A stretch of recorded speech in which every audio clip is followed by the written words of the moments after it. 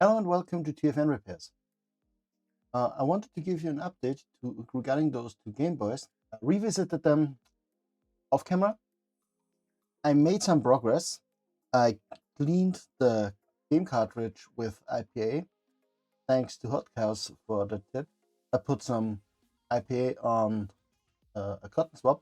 Basically brushed the cotton swab over the contact. Although it didn't fix the problem I had with those two Game Boys. I made some progress, and out of 5 times turning them on, they booted 2 to 3 times. I got some deoxit. Let's use some magic eraser and clean cartridge. And after that, put it in the Game Boy and try to get the slot fixed. Let's start with showing what we have until now. We have Nintendo logo, we have sound, and we have game. And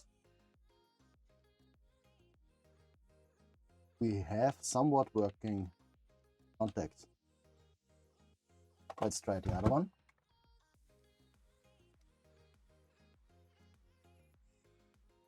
We have same Nintendo logo, sound, and basically no delay on the button.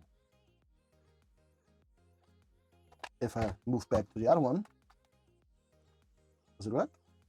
See, we don't have logo. If I turn it on back again, same. Let's take out the cartridge, put it back in, and we have logo and game.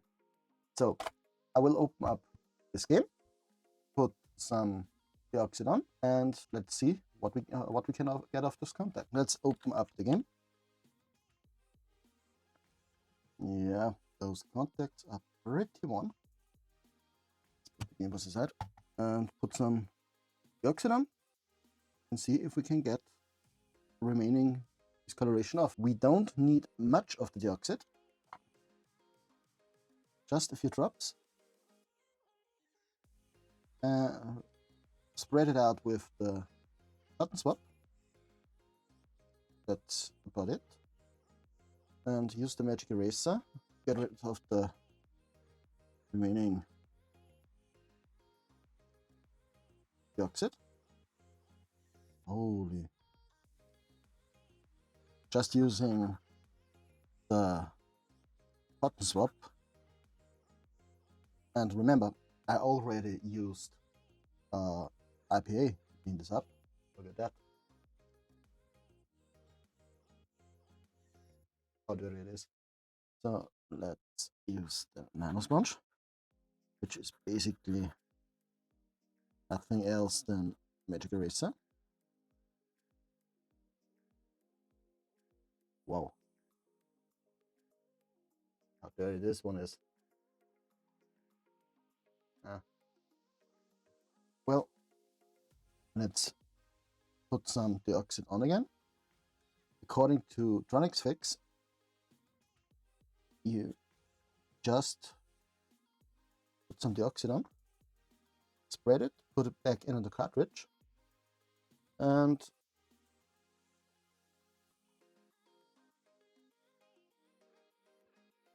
reinsert the game a few times.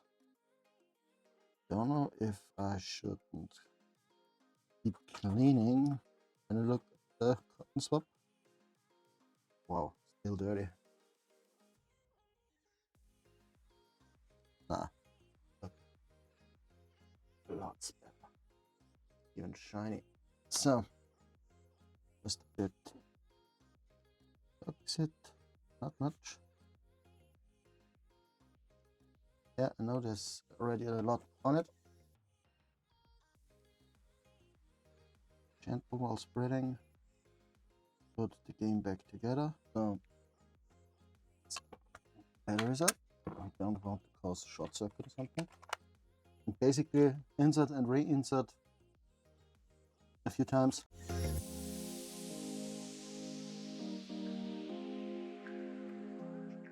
Wow. Just after a few times reinserting, let's put the battery back in. Instant Nintendo logo. Instant game. Wow.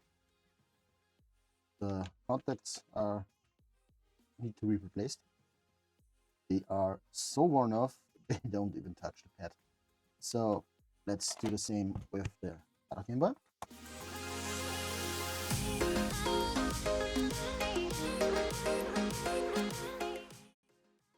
Put the batteries in and let's see if it works.